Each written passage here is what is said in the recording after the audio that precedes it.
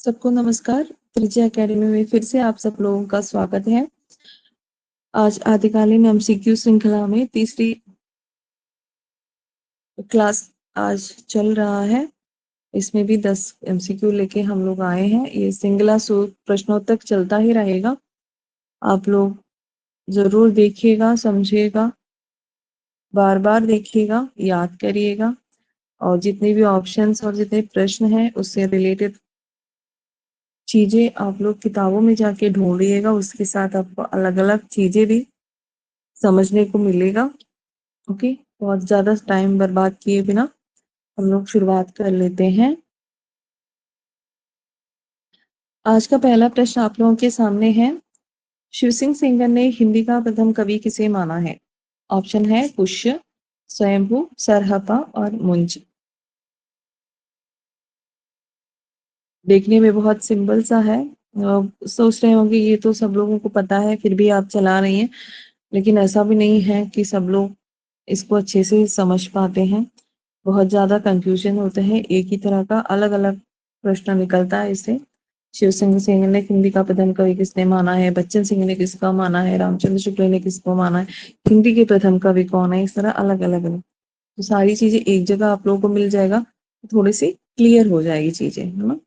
എല്ലാം കൂടി ഇതേപോലെയുള്ള ക്വസ്റ്റ്യൻസ്, അതായത് ഹിന്ദിയുടെ ആദ്യത്തെ കവി ഏതാന്ന് ചോദിക്കുമ്പോൾ ശിവസിംഗ് സേനർ ആരാണ് ആദ്യത്തെ കവിയായിട്ട് കാണുന്നത്, ബച്ചൻ സിംഗ് ആരെയാണ് ആദ്യത്തെ കവിയായിട്ട് കാണുന്നത്, അതുപോലെ രാമചന്ദ്ര ശുക്ല ആരെയാണ് വച്ചിരിക്കുന്നത്, അതുപോലെ ജനറലി ഏതെങ്കിലും എക്സാമിന് ചോദിക്കുകയാണെങ്കിൽ പ്രഥം കവി എന്ന് ചോദിച്ചു കഴിഞ്ഞാൽ അതാരാണ്, അങ്ങനെ ഓരോന്നും ഓരോന്നും നിങ്ങൾ മനഃപ്പാഠമാക്കി വെക്കേണ്ടത് അത്യാവശ്യമാണ്. ഓക്കെ, तो इसलिए आप लोगों को ये क्या बता रही थी कि इसको अच्छे से समझना जरूरी है। तो बार बार देखिएगा वीडियोस और इसका आंसर दीजिए।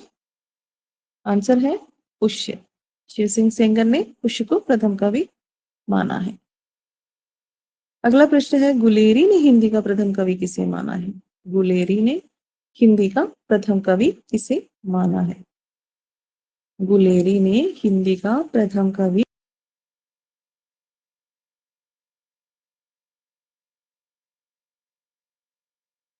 किसको माना होगा? अब्दुल रहमान को, स्वयंभू, सरहप्पा, मुंज। मुंज को माना है, मुंज को माना। अगला प्रश्न है, हजारी प्रसाद द्विवेदी ने हिंदी का प्रथम कवि किसे माना है? हजारी प्रसाद द्विवेदी ने हिंदी का प्रथम कवि किसे माना है? अब्दुल रहमान, स्वयंभू, सरहप्पा, मुंज। हजारी प्रसाद द्विवेदी ने हिंदी का प्रथम कवि किसे किसे अब्दुल रहमान को। अगला प्रश्न है, खड़ी बोली हिंदी का पहला कवि कौन है? खड़ी बोली हिंदी का पहला कवि कौन है? ये तो आप बंद करके भी आप लोग सही कर दोगे। कौन है? खुसरो, है ना। अगला प्रश्न है, बच्चन सिंह ने हिंदी का पहला कवि किसे माना है? बच्चन सिंह ने हिंदी का पहला कवि किसे माना है? विद्यापति को। बच्चन सिंह ने विद्यापति को हिंदी के प्रथम कवि माना है। अगला प्रश्न, शुक्ल के अनुसार निम्नलिखित में किस ग्रंथ की निम्नलिखित में किस ग्रंथ की भाषा साहित्यिक अपभ्रंश है?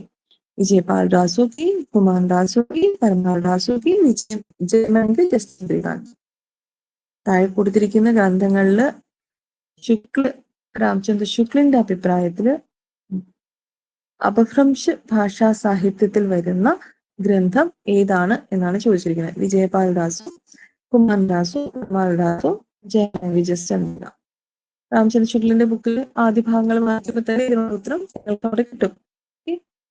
कौन सा है? ഏതാണ്? विजयपाल रासो। अगला प्रश्न है, वीर गीत नहीं है, निम्नलिखित में से वीर गीत नहीं है।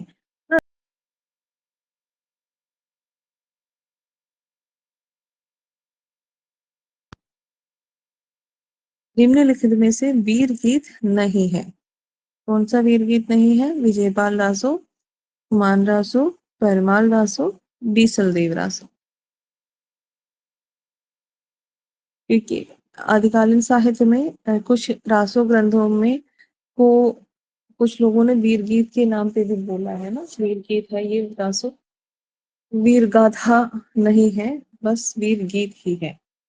तो इसमें से कौन सा है आप लोग बताइए।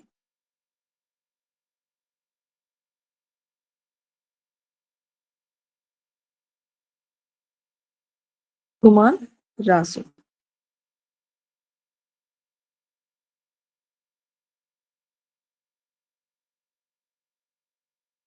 अगला प्रश्न है, किस रास ग्रंथ में कृष्ण कथा का वर्णन है। निम्नलिखित में कुछ रास ग्रंथों का नाम दिया है, उसमें कृष्ण कथा किसमें वर्णित है। रेवंत गिरी रास, चंदन बाला रास, नेमिनाथ रास, पंच पांडव रास।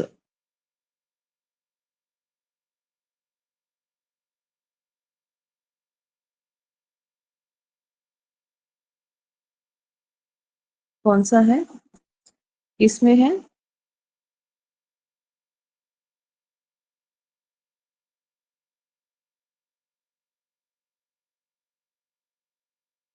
नेमी नाथ रास में कृष्ण कथा वर्णन आपको मिलेगा। अगला प्रश्न है, निम्नलिखित में लघु खंड काव्य कौन सा है। निम्नलिखित में लघु खंड काव्य कौन सा है। रेवंत गिरी रास, चंदन बाला रास, नेमिनाथ रास, पंच पांडव रास। कौन सा होगा।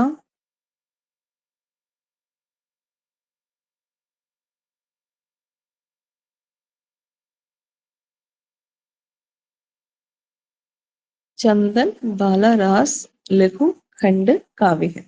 चंदन बाला रास लघु खंड काव्य है। अब आते हैं आज के अंतिम प्रश्न पर।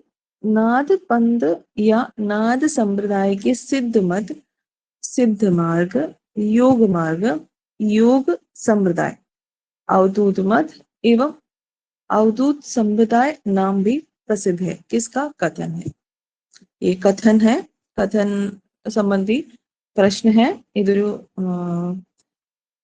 കഥനാണ്, ഇതാര് പറഞ്ഞതാണെന്നാണ് ഇവിടെ ചോദിച്ചിരിക്കുന്നത്। नाद पंथ या नाद संप्रदाय को सिद्ध मत, सिद्ध मार्ग, योग मार्ग, योग संप्रदाय, अवधूत मत एवं अवधूत संप्रदाय नाम भी प्रसिद्ध है, इसका कथन है। ഈ പ്രശ്നത്തില് ഈ ക്വസ്റ്റ്യൻ നിങ്ങൾ വായിക്കുമ്പോൾ ഒന്ന് ഓർക്കണം, സിദ്ധ് അല്ലെങ്കിൽ നാദ സമ്പ്രദായത്തിൽ ഇത്രയും പേരുകൾ ഉണ്ടെന്ന് കൂടി നിങ്ങൾ ഓർത്ത് വെക്കണം കേട്ടോ.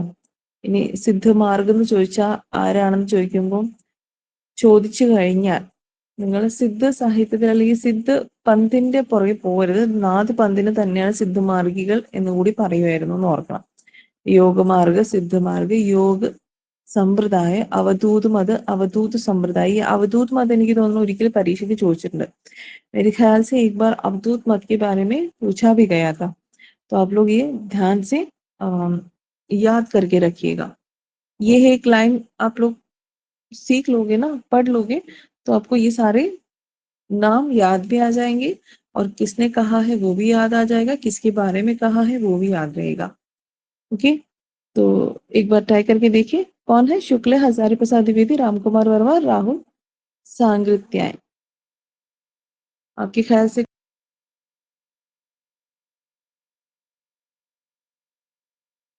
हजारी प्रसाद द्विवेदी, द्विवेदी जी ने बोला है ये वाला वाक्य, ये कथन हजारी प्रसाद द्विवेदी जी का है।